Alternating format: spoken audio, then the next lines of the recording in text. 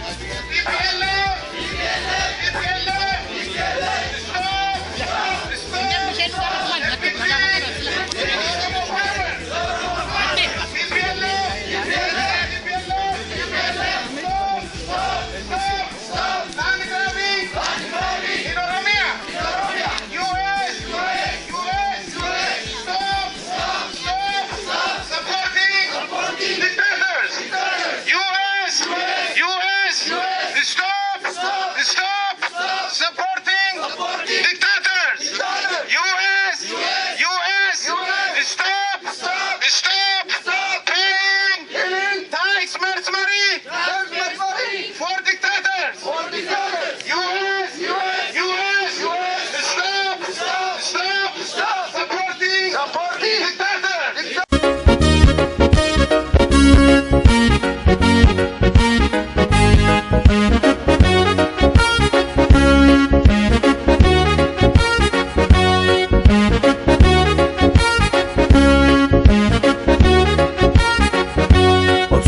Obsena dabin yalamiko ke kana Aras midake lalu dadabadem badana Obsena dabin yalamiko ke kana Aras midake lalu dadabadem badana Namus Oromo ko Haifalmi Adunya ragako Haifalmi Malbadi lamiko Haifalmi Challi suturako Haifalmi Namus Oromo ko Haifalmi Adunya ragako Haifalmi Malbadi lamiko Haifalmi Challi suturako Haifalmi Abana bari Epise erge dute talasa Lafati arge malo Abana bari Epise erge dute ilmasa Lafati arge malo Iga politico Haifalmi Inchali sinfonko Haifalmi Iga polesako Haifalmi Inchali sinfonko Haifalmi Iga politico Haifalmi Inchali sinfonko Haifalmi Iga polesako Haifalmi Inchali sinfonko Haifalmi Rira naga Ilbesafe Debisa kaweli Rasasa tae Ijole Oromo Tanto fina Nufituf dema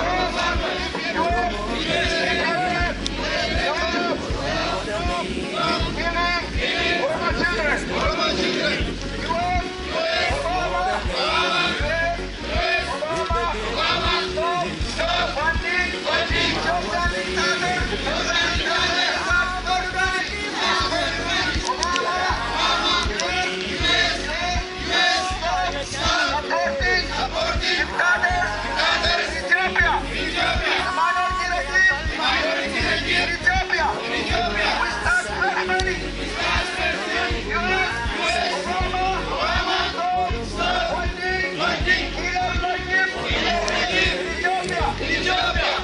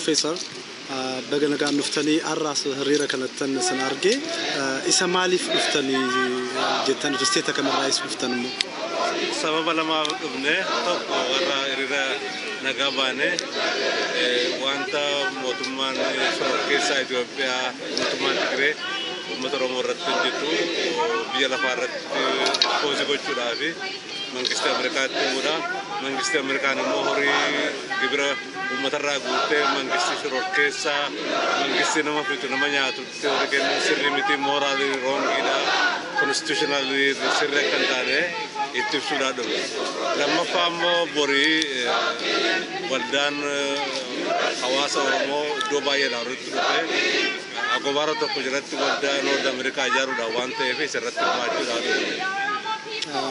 Bayi gari dah bagian negara nuftan jinna. Ega kaste umat Oromo akam godu terjerat, wahai nyuma saat terjatuh. Umat Oromo wal lama tu raya kamu tok Oromo mak kudusu lama fa jarma jabese di mata tadi office adin kujir oshat tu dah mana nama kada tulis nama sosok katin kamne bare. Umat Oromo office ada beratun dae bisa kabasu dan daun ubate hunna saya bare dah fajir tu fajare har kabate cuma sah ujung kau. Bayi gari asal dunia tip secun Oromo dah mal gari itu admi. Dunia tip secun Oromo biar lepas tu besu ramale yo umat Oromo jabate biar kesah dolate alamu segar gare ojisa jabesu bate iya caw lele namit agak unjur. Garumo yo office awal jitate cime humna kabate iyate nami sedekah pata kanabi ojila curhat tu bawa nur jera orang kabate jera wante. Dumarat terga ada berfaccu berbada nujerasi umat Oromo. Ejada erga ada berfaccu umat Oromo ani rafina ada maka lafajir tani toko kesan ofgah fatani enyuma kesan bertani umat kesani belisumma mata kesani umat kesani biya kesan Oromo ya belisa batu dah berkor kor tani kau kablu insuratina belisa batu hubun itu kolej calon juru Oromo nama itu kolej calon juru Oromo umat gudara umat sabbola dah belisa basu dan dah ofit mana warro ofit nama ini nyapa jala fitanis bara nama hujjatina fikirnya hujjatda bori itkan of tuti umat kesani umat gudar kasihkan salpasina ini rafus rafit air ribati ini damma kes figi ujibnya kereta babay dan amsa kasih berfat. Galato magalan kesan bilisumnato. Galato mi bilisumnato. الشباب تمجرتوا أنا أدوفو جديه ريرة كلا رتن سنارجي بوبسا أكملت دوفتني ودوفسن أوف بيكسيستني ريرة كلا رتا أكملت أرجبون الديس. وريكو بيس بيكسيستني واي أورومو راتم يتفهم إيرين. ريرة كلا رتام بوسا أورومو ناف مالغر غاريت تنيتو. أوروموني كون كنغرغارو أوروموني أوف باروسا وان بربادو أكبيكو ديماتشودا ورا USC ministera alat yang makan yataju iyachun kuni wanu godu harna mit garu benna ti kana beka isini jara gargar garu mutimmo of benna of barrera mirga kenya gafachutti jirra kana nuraga nu barada ummat Oromo erga addunyaa beeksisuu jalqabe amma ofii saatifoo maal gochuu tirrejiraata. Umat Oromo kapsoo rajira ummati Oromo nuyi kuno amma kan itti jirru kuni kapsoo sana calaqqisuudhaaf as jirra malee ummati Oromo kapsoo rajira kanaafi kapsoo saa itti fufaa jechuudha. Tole ummata Oromoodhaaf ergaa dabarfattan yoo qabaattan. Ummata Oromootiin akka jalqabdeetti itti fufiidha. Akka jalqabdeetti itti fufiin dhaabbatiniidha. Galatooma galan keessa bilisummaa haa ta'u.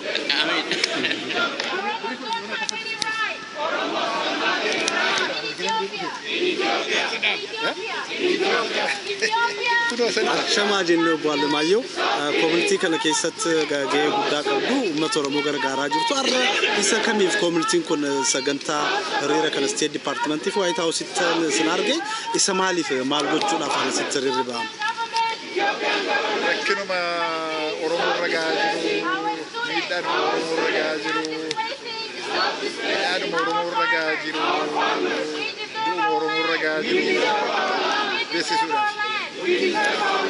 Ummanni Oromoo addunyaatti akkanatti hoo beeksisu bu'aa maal argachuudhaaf waan argatu qaba. Ani gaaf tokkotti miti kan argamu rakkina yeroo ammaa himachuu barbaachisa. Inni rakkisuus dhaga'uu qaba. Warri ilaalus immoo dhaga'uu qaba. Gaaf tokko bu'aan hin argamu. Uummanni Oromoo ofii isaatiif maal gochuutu irra jiraata? Mirga isaa argachuuf. Uummata Oromoo mirga isaa argachuuf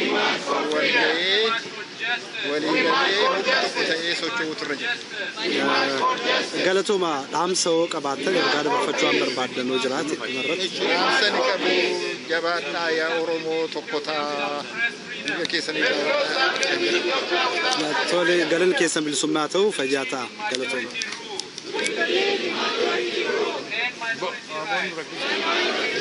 Asmatan sun kawat katale ayu senjaru yo duran durse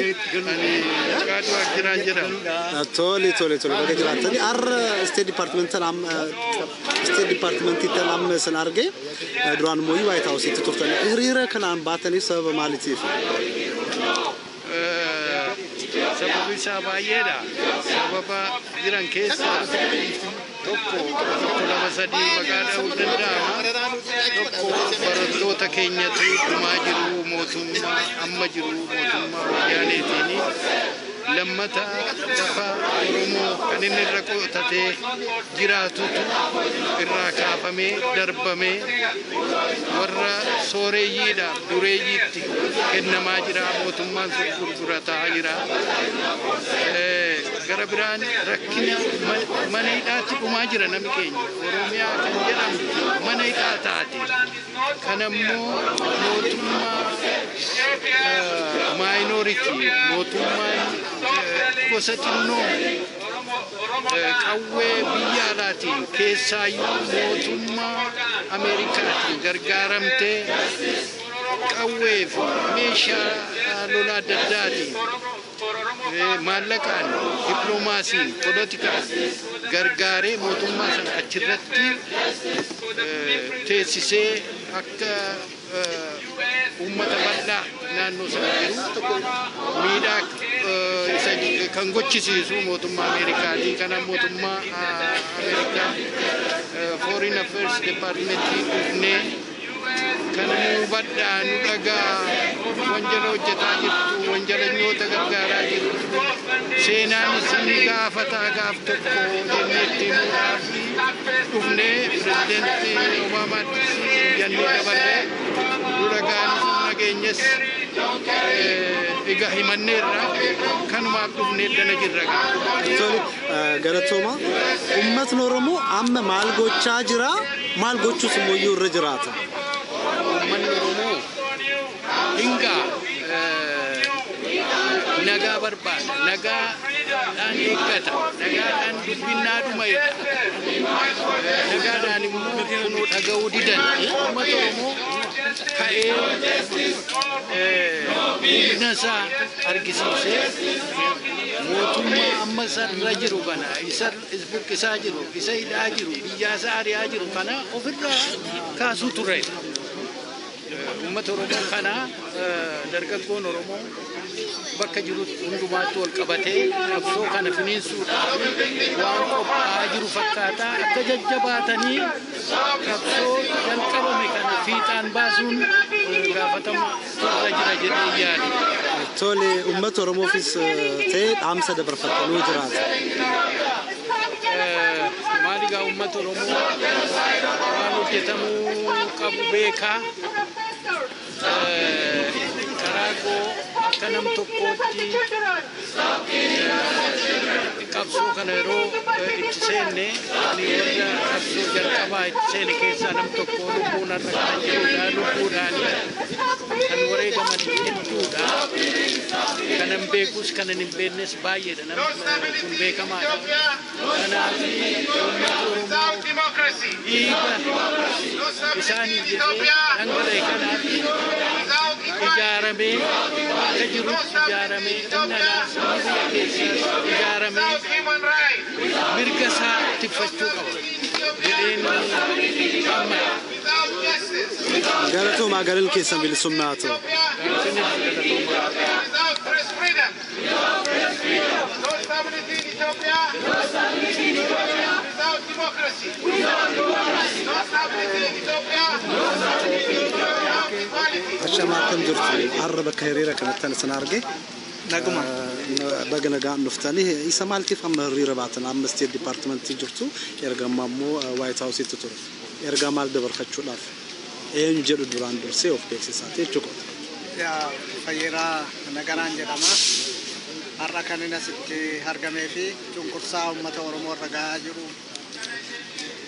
lafarraa buqqisamuu biyyarraa hari'amuu ajjeefamuu kana balaaleffachuudhaan as dhufe uummata Oromoo wajjin jechaadha. Okay. Uummatni Oromoo ofii isaatiifoo maal gochuutu irra jiraata? Ofii isaatii waan gochuun irra jiraatu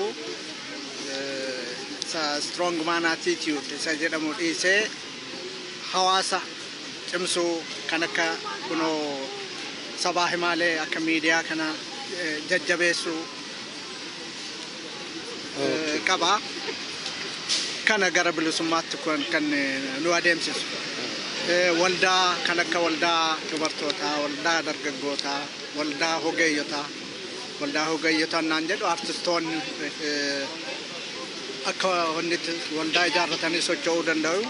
Warra abbootii seeraa warri ogummaa seeraa qaban immoo karaa seeraatiin seera addunyaa fi seera biyya keessaatiin uummata kanaaf falmuu qabu jechaadha. Kana gochuu akka nama tokko otoo hin ta'in akka uummataatti socho'uu qabnaa jechaadha. Galatoomii galanni kee bilisummaatu. Galatoomii.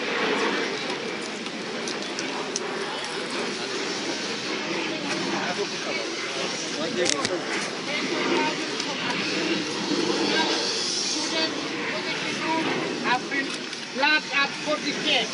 There is no separation of power among the executive, political party, legislative, judiciary, security, and the police. The TPLF is above its constitution, laws, rules, and regulations. The TPLFs are restrained by any other institution or constitution. All decisions are controlled by TPLF leadership. Non-Tigran appointees have to get approval to executive their functional responsibility. The communist system of control of party members is now replicated in civic life of all citizens. The 125 SP network is applied to all Ethiopians to silence any grievance and any dissent voice. It is through this mechanism of control that the TPLF could stay in power by conducting 5 sham elections during the last 24 years and always declaring itself a winner. The Ethiopian economy is controlled by the Endowment Fund for the Rehabilitation of Tigray effort, a conglomerate of multiple companies engaged in agriculture, manufacturing, construction, trade, finance, and social sectors. Effort has monopolized the private sector of Ethiopian economy to the extent never seen anywhere in the African continent. The Ethiopian peoples have never seen in the history of the country this degree of state exploitation, operation, and suppression.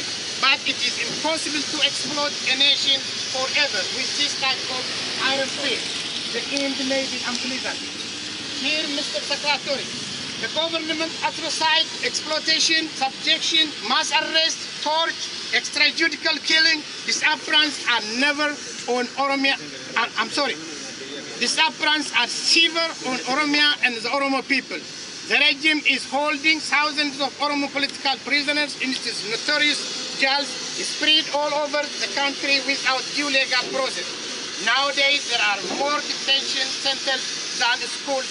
The regime displaced millions of Oromo farmers from their land in the name of development land grab. The response for any Oromo grievance is beating, arrest, torture, and genocidal massacre. In May 2014, the government security force massacred 70 students just for demonstrating against the Tigray land grab policy. Thousands wounded and arrested. Towards the end of 2014, 2 Oromo farmers in Salale zone, Oromia state, were brutally murdered and their bodies dragged and put on public display for resisting operation. None of the perpetrators against the Oromos have been brought to justice until now, despite Oromos' demand from all corners of the world, including the United States. to invite another bloodshed, the TPLF has ordered implementation of the Addis Ababa master plan, which was caused due to bloody resistance. The arrest and torture of Oromo have continued. Many of those who survived the torture have remained incarcerated. Ethiopian prison is highly populated by Oromo just for resisting abuse. Ethiopia is an open prison for the Oromo nationals. Thousands are fleeing their country due to lack of security, peace, freedom, and guarantee for life. Young Oromos who fled their country due to Tigrayan-led Ethiopian government brutality have fallen victims of the beheading by ISIS in Libya. Many others have perished in the Mediterranean Sea when smugglers posed suspicion. Oromo refugees are also victims of recent xenophobic killings in South Africa and displacement of refugees by civil war in Yemen. We are protesting to expose this wanton state aggression against the citizen because the regime is an ally of the United States government and supported by the Western donors in general. In particular, the rally is to demand the killing of Oromo students and others who are peacefully protesting against the so-called Integrated Development Master Plan, whose sole purpose is to illegally expand to the capital city. Addis Ababa stipulated to Addis Oromia state in order to systematically evict Oromo farmers from their ancestral land, as well as disposing them of their property, identity, culture, language, freedom, way of life, and ultimately portion Oromia into west and east by carving out the spinal cord Addis Ababa and surrounding districts. No Oromo would accept this evil design which obliterates the integrity of Oromia. It is an exceptional issue for the Oromo nation as a whole. Atrocities against the Oromo people have continued unabated. Any Oromo making demands for justice is beaten, arrested, tortured, convicted without evidence by the together court. During the May 2015 election, hundreds of Oromo youth and university students were beaten, arrested, tortured. Many were shot dead for opposing election fraud. Many are still languishing in prison. Many universities were closed due to the election crisis. Ethiopia's election should be a wake-up call for the international community. The blatant disregard for internationally recognized standards for free and fair elections just might convince Ethiopia's largest donors that it is time to rethink their relationship with an increasingly authoritarian government. It is so sad that such heinous crimes were happening with the knowledge of donors and ally government. This is a government that your country is giving financial and economic aid to and has intelligence and military cooperation with. As long as democratic governance and respect for human rights are pushed aside by donors in favor of economic development and security cooperation, Ethiopia's long-term stability is at serious risk. We, the Oromo Americans, have been protesting in front of the U.S. State Department and the White House against the Oromo land grab by the Tigrayan minority regime and in support of the fallen compatriots. The entire land grab plan is designed to kill the Oromo generation. There is no legal or social justification to include the small cities and provinces under Addis Ababa City Administration for Development and developed cities and towns under the federal government. It is an evil scheme to destroy Oromo and Oromia. We earnestly ask the U.S. government to use your influence with the Ethiopian government to respect the rights of the Oromo people, rule of law, and stop killing and arresting Oromo students. We specifically request that the U.S. government demand an immediate stop to the so-called Integrated Development Master Plan to evict Oromo farmers and sell Oromo land, as well as bringing developed Oromia cities and towns under the federal government jurisdiction. Demand to stop polluting Oromia rivers and lowlands by releasing industrial waste and put in place environment safety protection law and implementation. ask the Ethiopian government to stop killing and arresting unarmed Oromo school children and other civilians. Exert pressure on Ethiopian government, bring to justice those who are involved in the massacre of Oromo students and other citizens. Demand is unconditional and immediate release of Oromo students who are jailed for exercising their constitutional rights and all political prisoners languishing in jail for several years. Insist on the release of all political prisoners and respect the rule of law before providing aid to the regime. Demand that the regime to commit itself to the respect of human rights and allow freedom of expression and assembly and making a peaceful protest. Demand the repeal of all laws that violate the fundamental freedom of citizens. Sincerely, Oromo Community Organization of Washington, D.C., Oromo Youth Self Association in Washington, D.C., International Oromo Women Organization, Committee formed to establish Oromo Community Association in North America. Copy to President Barack Obama, the White House. Thank you. Thank you very much. We hope and pray that you just listen to us. You don't just hear us screaming, yelling. We hope and pray as taxpayers, as a resident, as a citizen of the United States. We hope and pray you guys will take an action. It's not just a student who's dying. Mothers dying, fathers dying. People are becoming homeless every day and massively in that land. The Oromos, not outcomers. The Oromos are peaceful. The Oromos are democracy. Used to live by democracy in the Horn of Africa before anybody else followed that system. You all know. We know you all know.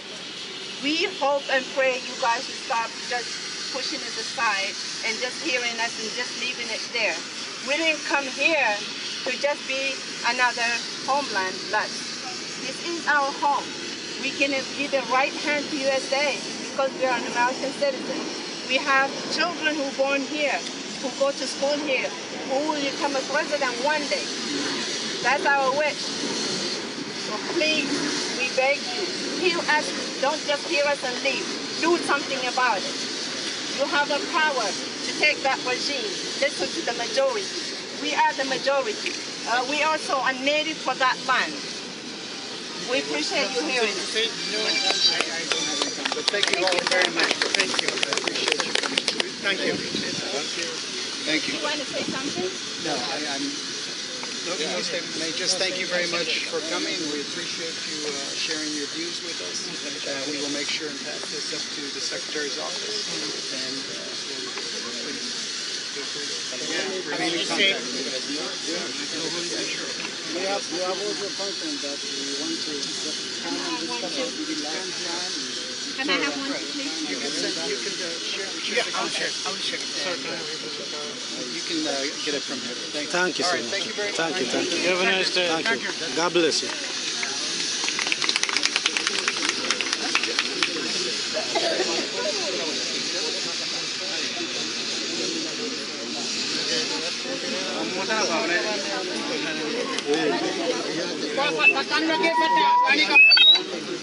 Beeksisa qabna kwa walii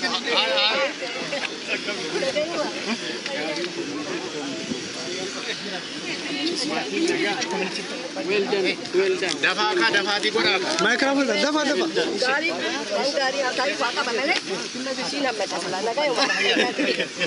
Dafa beeksisa.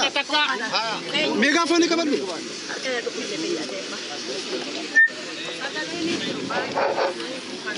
Wala dhaggeeffannu iddoo ishee beeksisa qabna.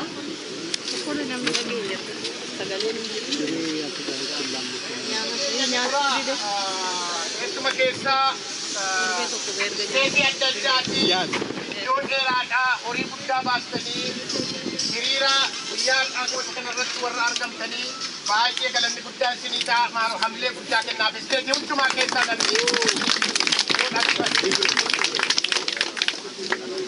Kanattaasuudhaan yeroo hundumaa giruuppiidhaan naannoo kanaatti kan dhufan New York, Baltimore, Philadelphia bira dhaabachaa jiru baay'ee galatoomaa galanni guddaan isinii haa ta'u hamilee guddaa fi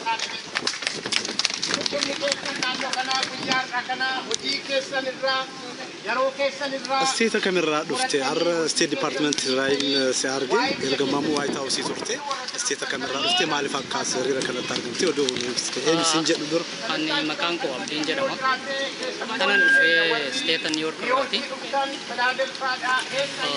وانتن فيفسي ميتا موتمان اثيوبيا TPLF ummata Oromoo irraan gahu dura dhaabbachuudhaaf sanas sagalee isaa uummataa kana mootummaa Ameerikaatti dhageessisuudhaaf egaa sagalee qofti immoo ga'aa miti namni qaamaan asitti argamuu qaba bakka taa'u taa'ee yaadaan deeggaruu ni danda'a garuu inni guddaan asitti argamanii roorroo fi miidhaa namarra ga'u kan narra ga'es ta'e kan ijoollee irra ga'aa jirus kan har'a uummata keenya irra ga'aa jiru kana mootummaan Ameerikaa akka dhaga'u gochuudhaaf bakka kanatti argamna.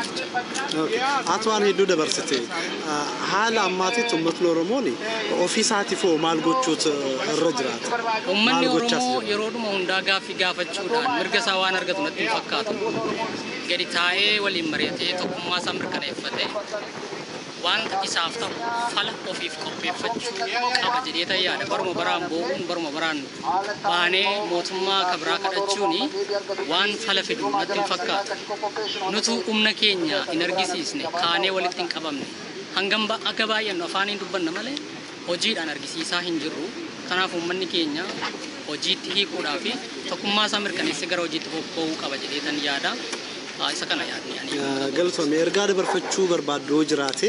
Akkuma walii galaatti uummanni Oromoo biyya alaa keessa jiraatu qabsoo Oromootiif wiirtuun dugdaa isini kanaafi afaaniin bakka garaagaraa teenye amma dubbannu haga wal balaaleffannu walitti dachaane tumsa keenya hojiidhaan argisiisuu qabna. Biyya keessattis namoota dhiphachaa jiranii dhuunfaadhaan waan miidhamanii miti. Sabaa fi uummataa fi kanaaf namoota kana biras dhaabbachuun baay'ee barbaachisaadha. Qabsaa'ota wareegaman yaadachuu qofaa otoo hin taane hojii irratti hojjechuun amma yeroon isaa akka kana duraa calluma jennee haasa'aa dubbachaa ibsa ejjennoo baasaa deemuun qabnu. Barabaraan waggaa haaraa dhaamsa waliif dhaamaa adda baanee waggaa walitti akkanatti deebi'uu hin qabnu. Bu'aa tokko buusuutu nurra jira. Kanaaf immoo tumsi barbaachisaadha. Yaa saba koo gurmuu uummadhaa.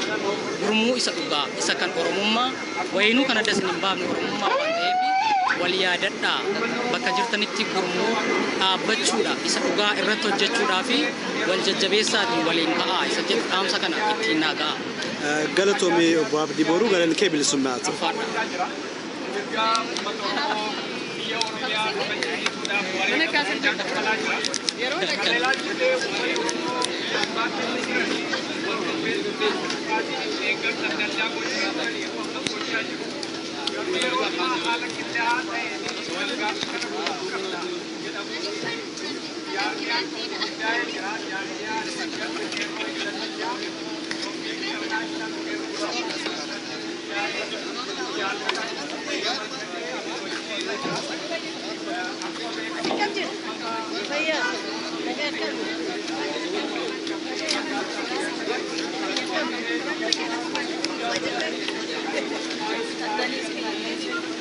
Adeeti اسم بربالك استيتا كاميرا دفتني نيوزلين جدو اس ستيت ديبارتمنت تن سنارغي رغما يو وايت هاوس تتو استيتا سا دفتني مالي فاستري رباتني دفتن ارانت لو اللي كيرا دفت ستيت انتي ستيت اوف تينيسي ناك سيفيل جامتي خلفنا في ريرا بهودا في بروس كوميونيتي اورومو كوميونيتي هندينو انترناشونالي ولي قبما خقمنو فجچا سنيف دفني اما سسبي سيريرا كنا قبانو اورومو ما في اكو مدرتو برنتو من خينيا ركو اجاتا جراني بيا سانيرا بوقا جراني دچي سانيرا أريهما جراني ركوم أمة كينيا همتشودا في أسيت رانتن هيرا بودا فلفله.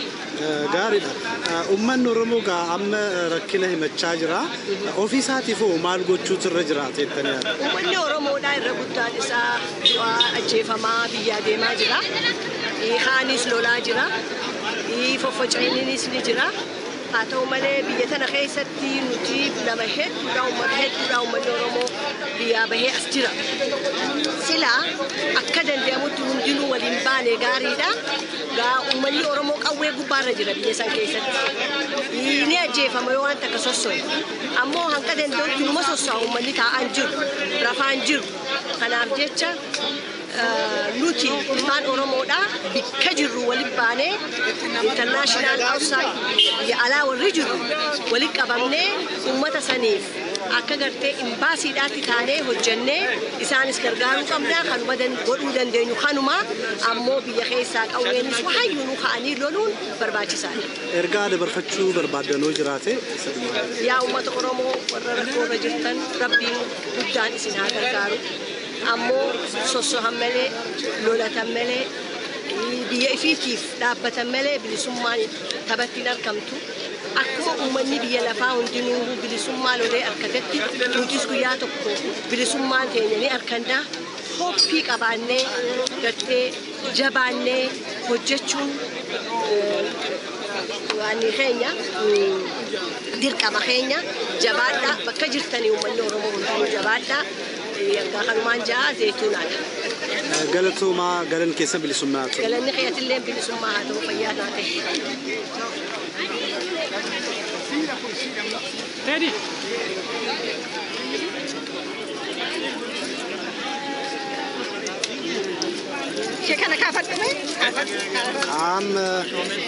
as State Department تلسن أرجع بكبوا ولدان برتوتات نتفكاتا مي مكاكي سنيماتي جاي كيسني فيس as State Department TV White House تلسن أرجع مالي بفتن قرري ركنا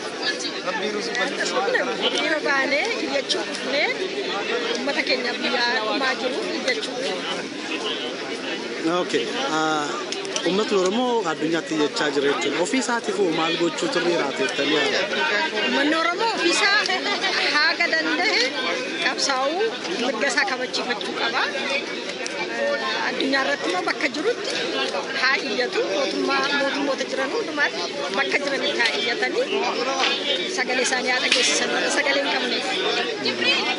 Ergaa dhumarratti dabarfachuu barbaaddanoo jiraate uummata Oromoo. Qabsoon keenya ittuma fufaa. Ittuma fufaa. Haga ijoolleen keenya du'a ooltutti haga mirgi uummata Oromoo kabajamutti ittuma fufaa. Kanaaf bakka jirtanitti itti fufaa fixaan baafannaa gaaf tokko fixaanii numa baha. Galatuma galan keessan bilisummaa ta'u isaanaan cinaa jiran abbaa manaa keessanitti natti fakkaata. Isaanoo akkamitti wal gargaartu sabboonummaa kanaan akka dubartummaatti miidhaa fi deemu isin jajjabeessaa jiru. Kanaafuu wal qabannee ofii asitti jabina Oromoof asitti wal geenyee himaa jirra rakkoo Oromoo. Galanni keessa bilisummaa ta'u naa jiraadha fayyaa ta'a.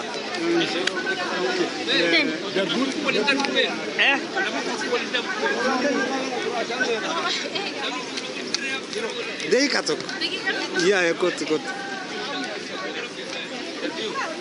As State Department keessatti si arge eenyu siin jedhu ka ergamaa immoo White House itti ture hiriira kanatti akkamitti dhufte isteeta kamirraa dhufte of beeksisiiti uummata keenyaaf ibsite.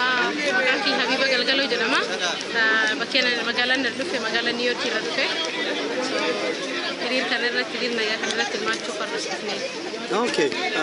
Hiriira kanarratti maal dabarfachuudhaaf? Hiriira kanarratti wanni nu dabarfachuu barbaannu rakkoo uummata Oromoo keenya jiru. Uummata jiru, uummata baqatee bakka adda addaa jiru, bartooti fixamuu jiranii, lafteen illee nurra fudhachuu jiranii, master plaaniin Addis Ababa guddisuu fi uummata keenya lafa isaanii irra fudhatanii gurguraniitiin expand godhuu jiranii. Uummati keenya waan sagalee hin qabnee fi waan rakkoo keessa jiranii akka sagalee isaanii kaanii as hin mul'anne. Erga akkas ta'e uummanni Oromoo iyya isaa dabarfachaa jira. Ofii isaatiifoo woo maal godheedha mirga isaa gonfatu. Jechuun inni illee uummata isaa gargaaruu jira. Kun kunuu gargaarsi guddaa tokko sagalee kun ta'uu fi uummati kee kaachi jirsu sagalee hin qabu mirgi bahee dhaabbatettiin iyyatullee hin qabu yoo bahee iyyatellee ka'uma akkanatti jeesuu jira kana kanaaf uummati kennallee akkana baheettiin bu'a tokko fila qabu kaaniiti sagalee isaanii ta'aniitti sifaanii dubbachuu waan akka malee guddaa tokko uummati kennu.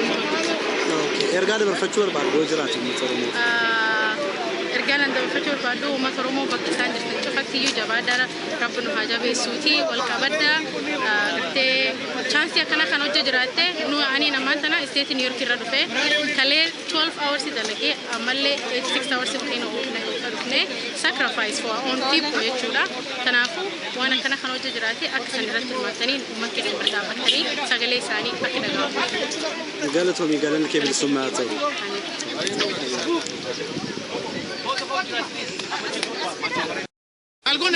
Adeeti ashama jenni assistant department tan sanar ge ergamma moyu faranjichatti bakka bu'a John Kerry ergaa dabarfachaa turtan White House itti sanar ge maal ergaa dabarfachuu laafam hiriiraan baatanii isteeta kamirraa dhuftanii maqaan keessa maqaan kiyya Safiyaa Shaqiisa Yusuf Nanjaani isteeta Minnesota irraa hin dhufe ergaanaan ergamtuu John Kerry irraa dabarseellee ummanni kun wallaalaniiti miti waa'ee keenyas ni beeku nullee akka gaariitti beeku ammoo gizee hedduu beekaate akka nama hin beekne godhanii waan keenya mufattiin fudhatanii afaan ingiliziyoon siriyeesii godhanii fudhatanii kanaaf jecha akka nutis isaan beekan beeksisuudhaaf ammallee akka waan keenya kana dhagayaniituma lallabaa keenya dhagayaniituma achumatti lafa kaayanii hin usneef akka itti gaafatamaa isaan qabnuuf akka isaan agartee warri nutis asitti citizen taane taaksii kafallee waan asitti jiru teenya jiraannuuf taaksii sunirraa fuudhanii waan mangistii saba keenya ajjeesaa jiru dachii teenya gurguraa jiru saba Oromoo biyyarraa ari'aa jiru sabni Oromoo bishaan keessa dhumaa jiru sabni Oromoo amma mangistii Saaudiitiin bombiidhaan rukutamaa jiru du'aa jiru nama isaa awwaaluu hin qabne bishaan kan dhuguu hin qabne nyaata kan nyaatu hin qabne iddoo itti dheessu hin qabne biyyarraa ariitee sammudde haadholii ilmaan malee haadha mudde abbaa ijoollee malee abbaa mudde kophaa muddisiste akka waan kana dhaabuu danda'an gargaarsatti kannane akka irraa dhaaban siriyeesii fudhatanii akka nu cinaa dhaabbatan nutis akka isaan hin dhiifne akka nu dhusne beeksisuuf itti dubbadde sanillee. Tole baay'ee gaariidha uummatni Oromoo ofii isaatiif immoo maal gochuutu irra jiraata mirga isaa argachuuf. Mirga isaa argachuuf duraan dursee ifiifis baree ilmaan isaatis seenaa Oromoo akka gaariitti barsiisuu qaba. Lammaffaa tokkummaa ifii jabeessuu qaba.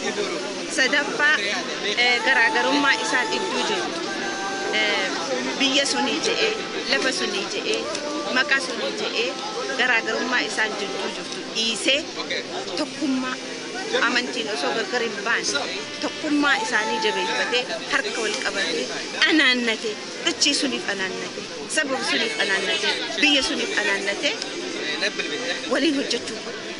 Afaan haasa'uu osoo hin taane hojiin waa agarsiisuu qaba.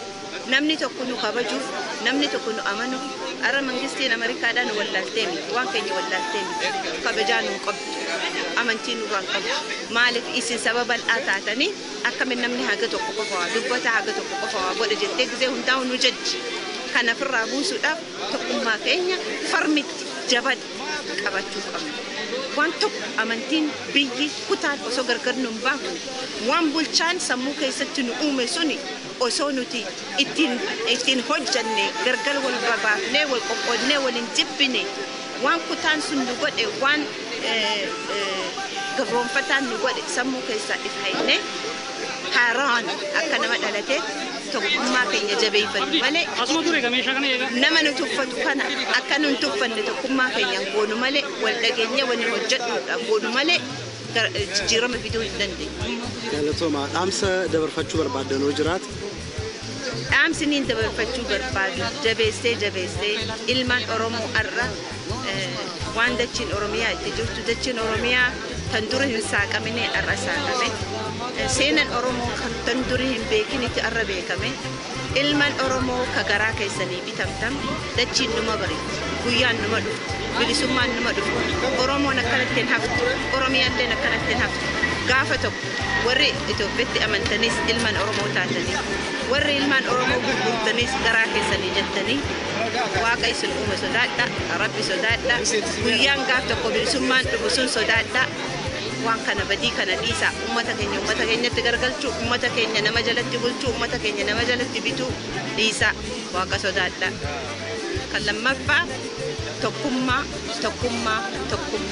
ardhaas boruus tokkummaa amantiin osoo hin taane kutaan osoo hin taane ilmaan Oromoo Oromummaan tokkummaa jabaachuu qabna walitti amanuu qabna haasawaa miti hojiin tokkummaa sun agarsiisuu qabna an kan dhaamsa dhaamadhu Oromoon bikka jirtu harka wal qabattee yoo waliin hojjattee hojiidhaan yoo agarte tan duuba haftalleen hojii sunitti amantee nutti ida'amti ni jabaannaa ni moonaa Oromiyaan ni bilisomti Oromiyaa shall be free Oromiyaa malee hin dhaabbannu Oromiyaanis humnaan bilisomti malee afaanii miti haasawaanii miti barruunii miti humnaan bilisomna sanitti haa amannu haa karaa hundaanuu wallaansoo teenya qabsoo teenya haa jabeessinu jaagalatoo fayyaataa galan keessan bilisummaa haa ta'u.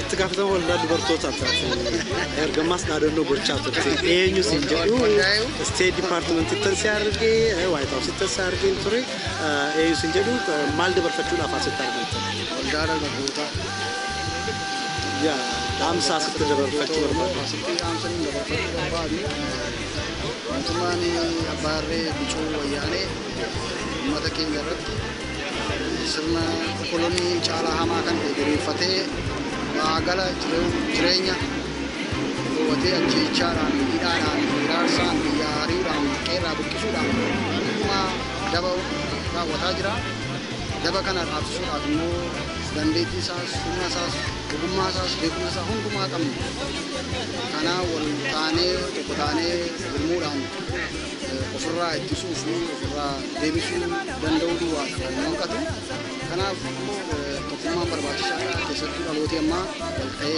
wal dhagee wanta garaagarummaa bibbicuu xiqqaa irratti yeroo dabarsuu dhiisee diina waloo oromummaadhaan miidhaa jiru kana maqaa adda addaa dhaaba adda addaa jijjiiran illee diinni wanti nu dubbisen jiru maaliif diinummaan isaa oromummaadhaan kana xiyyeeffachuudhaan Oromoon wal ta'ee diina waliin fixaa jiru kana irratti xiyyeeffannee akka ofirraa umurii isaa gabaabsuu dandeenyu ofirraa marsuu dandeenyu dhaamsan dabarsaa tokkummaan keenya barbaachisaadha. Sababa adda addaa uuman immoo akkasuma akka Oromoon isarraa dammee eegee dhabee kan haaruu qabu kan jedhudha. Ayyaana Demokiraasii sirna fooyya'aa yookiin jijjiirama kan eegu uumaa wanta ta'eef sirtii yeroo gubuu dhiisnee qabsoo bilisummaa qabsoo mirga abbaa biyyummaa Oromoon gaggeessaa jiru alaaf keessaan ta'uudhaan akka irratti bobba'anii kan qabaasan keessattuu dargaggoota Oromootiif waldaa dargaggoota Oromootiif dhaamsa dhaammachuu barbaada. Wanti hin danda'amne hin jiru immoona waan bakka isheen kachuun naftu kanaaf gabaachuu barbaachisaa hin jedha dargaggooti gabaachuu barbaachisa. Galatoomaan gaaffii hedduu si gaafa dheedheetu ture hundumaayyuu gaggabaabsitee naaf itteerta dhugaatti galanni kee bilisummaa haa ta'u siin jedha.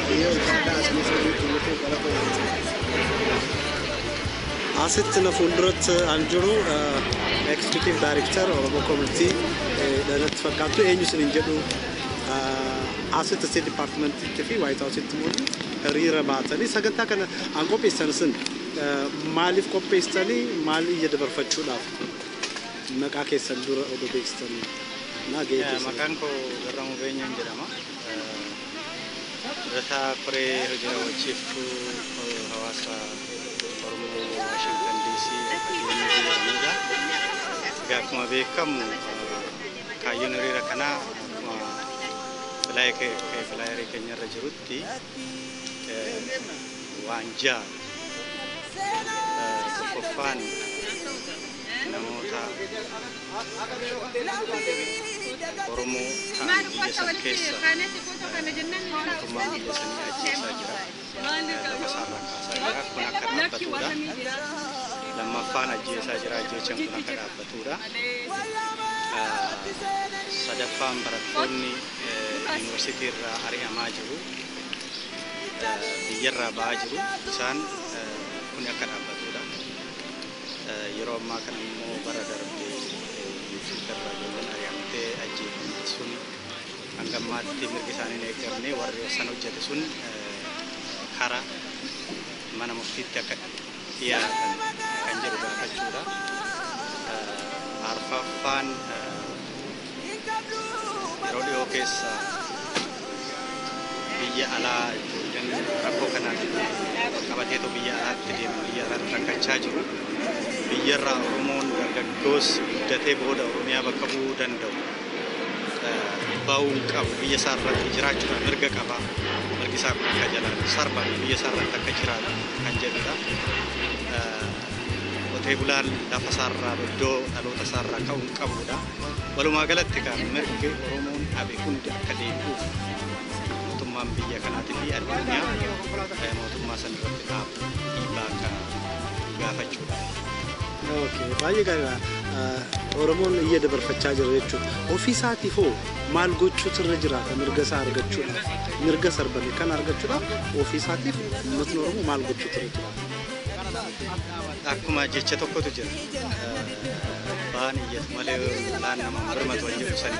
Amma kana haa dhaga'u namni biraatis jechaadha malee dursa kuni ilaallatu uummata Oromoo addunyaarras jiru waan biyya kanas jiru waan biyya keessas jiru jechaadha.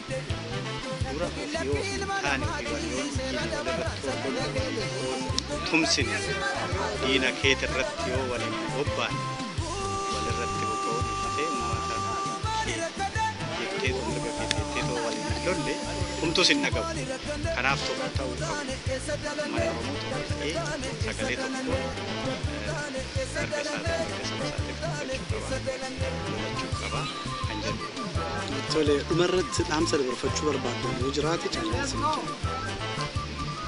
Galatoomii egaa akka hawaasa Oromootitti ultimaa inni uummata Oromoo biyya alaa kana jiru tokko akka ta'u yoo tokko ta'ee gobira tokko jalatti sagalee tokko dhageessise wal akka dhaga'u waliin akka hojjetu waliin mirga isaa akka gaafatu aadaa isaa akka guddisu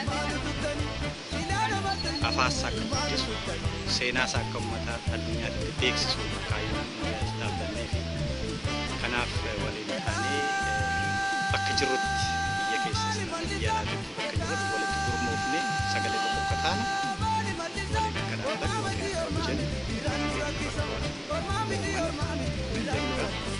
kanaaf Oromoo United jettanii waliin dhufaa jirtu kanaaf yeroo ammaa kana immoo inni si gammachiisu gaafa Satarday 24 jechaadha. Hawaasa keenya keessatti hawaasni Oromoo Ameerikaa kaabaa keessa jira. Hundi akka tokko ta'u boruu mirkaneessa jechaadha. Kanaaf walgahii galeessa hawaasa Oromoo Ameerikaa hunda keessa dhufanii as jiru keessummoonni boruu waliigalteen kunii mallatteeffamaa hin dhaabbamaa jechaadha seeranii. Kanaaf hawaasni keenya tokko ta'ee adda walitti karaa tokkotti yaada tokkotti milkeessaa kan nu gammachiisu. Kanaaf immoo wanni kun haala gaariidhaan haala bareedaadhaan xumurama jennee abdii qabna. Yaada bareedaa milkaa'aa jennaa galanni keessan bilisummaa ta'u fayyaa ta'a.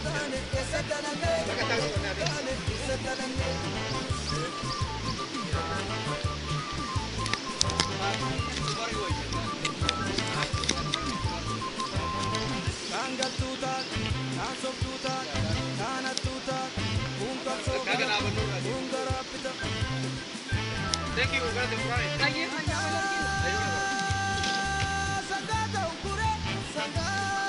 Uff. uffata aadaadhaan kanatti bareeddee dhufte eenyuun jedhaani State Department fi White House itti arge duraan dursee eenyuun jedhu isa maaliif hiriira asitti baatanii John Kerry'dhaaf እየተገልፈታ Egaa ani maqaan koo Biraanee jedhama kan inni uffatee jirus uffata aadaa Oromooti aadaa koo baay'een jaalladha kan inni as jiru egaa akkuma beekamu uummanni Oromoo lafa isaarratti biyya isaarratti hidhamaa ajjeefamaa hararfamaa jira dhimma kana mootummaa addunyaatti dhiyeessuu fi akkasumas immoo mootummaa Ameerikaatti mootummaan kun baay'ee mootummaa Itoophiyaa deeggara akka dogongoraanii mootummaa gabroonfataa taaksii ani nama saba Ameerikaati lammii Ameerikaati akka lammii Ameerikaa ta'etti taaksiin kaffala taaksiin ani kaffalu kuni bakka gaariirra akka ooluun fedha mootummaan Ameerikaa mootummaa Itoophiyaa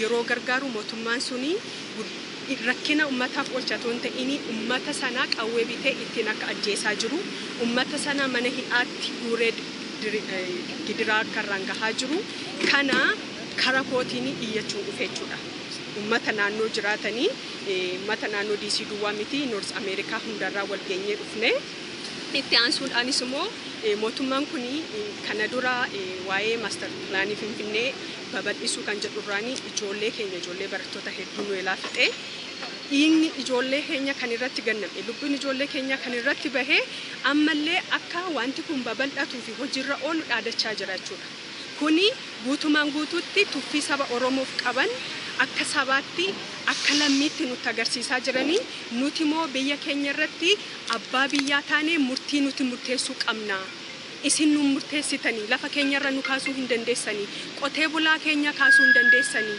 barattoota keenya hidhuun sirrii miti qotee bulaa keenya lafa aloota isaanii irraa kaasuun hin gahaa seenaan jaarraa 100 ol godhame hin gahaa amma moo jaarraa 21ffaa keessa jirra jaarraa mirgi ummataa mirgi nama tokko kan itti kabajamudha kanaaf mootummaan kunillee akka of sirreessu mootummaa kanaafis akeekkachiisaaf as jirra jechuudha baay'ee yaada bareeda ummatni Oromoo amma iyyachaa jira addunyaatti jechuudha ofiisaatiif maal gochuutu jiraata reebamaa jira hidhamaa jira ajjeefamaa jira ummanni darara kana keessa jiru maal gochuutu jiraata ofiisaatiif akka saba tokkotti ummanni beelahaa jiru callisuun qabu ummanni hidhamaa jiru callisuun qabu ummanni du'aa jiru callisuun qabu ummanni kuni beelli nu gahaa hidhaan nu gahaa ajjeesaan nu gahaa jedhee ka'ee mirga isaatiif falmachuun dirqama ta'a jechuudha ummanni kun mirga isaatiif akka gaariitti ka'ee waan dirqama sarraa eegamu wareegama sarraa eegamu kaffalee mirga isaa kabachiifachuu abbaa biyyummaa isaa kabachiifachuun dirqama ummatichaa jechuudha dhumarratti ergaa dabarfachuu barbaadde yoo jiraate carraasii haa ergaan ani dabarfachuu barbaadu egaa ummanni keenya kan biyya jirus kan biyya alaa jirus waan xixiqqoo wal dhabdee xixiqqoo kan gandaa kan amantii sana bira darbineetoo akka Oromootti akka sabaatti akka saba guddaatti wal bira dhaabbannee sagalee tokkoon gaaffii tokkoon waan amne isa akka argannu sagalee tokkoon jaalala tokkoon akka Oromootti wal bira dhaabbannee yoo wal bira dhaabbannee moo waan argannu waan barbaannu sa'ata kanatti fixu jaarraa miti waggaa 50 miti 40 miti sa'a tokko caala nutti fixu uummanni Oromoo walaa dhaggeeffannu wal jalaa haa hiriirru dirqama akka nam takkattis akka sabaattis waliin dhaabbannee haa baanu jedha galatooma fayyaa ta'e galanni kee bilisummaa ta'u walumaan nuuf haa ta'u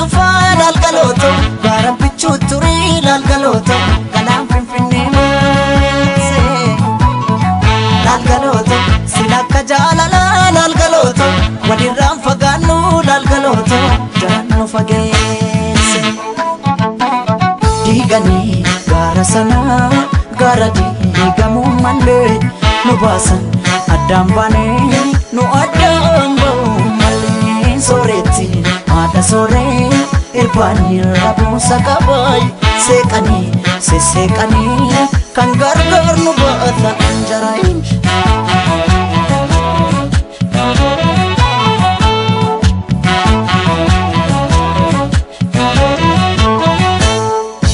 Ogalanetia potiyo na bandida ya dida harkota kisa Ogalanetia korra baranda tabe murma ke jalatanensa Ogalanetia sulul talonin tiksu darabati galchina Ogalanetia yoman ofesi akka ansirra fadon jirai malan jira jira yaga nani malan jira chachap se nanyate jira anin jiru wadi anin jiru yaga nani anin jiru kute nanyate jira kote nami chisani darbate yaga nani kote nami chisani darbate rafem bulu nami warma abdate yaga nani malan jira chachap se nanyate jira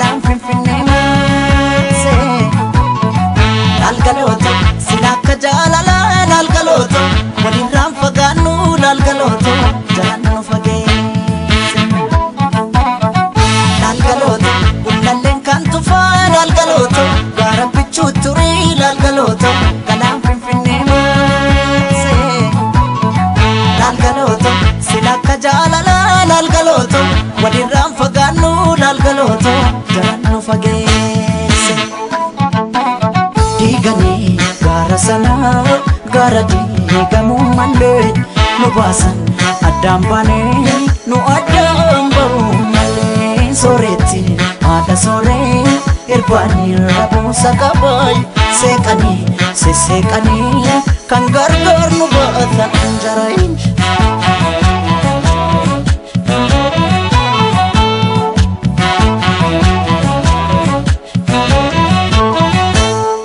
Ogalanetia farda sida katani sida dabale suri Ogalanetia irganu dangesani barri ture bule Ogalanetia wadesi jira gube amborra jalakisi Ogalanetia narra fagatte jade siyadun kiyya yo mafe Mada nafe nafe aga dane mada nafe chachap se nanyate lave anin jiru anin jiru yaga dane anin jiru kute nanyate tu chuwa jetti sindiro nalkani yaga dane chuwa jetti sindiro nalkani namagaran ane mamu narkani yaga dane malan jira chachap se nanyate jirai malan jira malan jira yaga dane malan jira chachap se nanyate jirai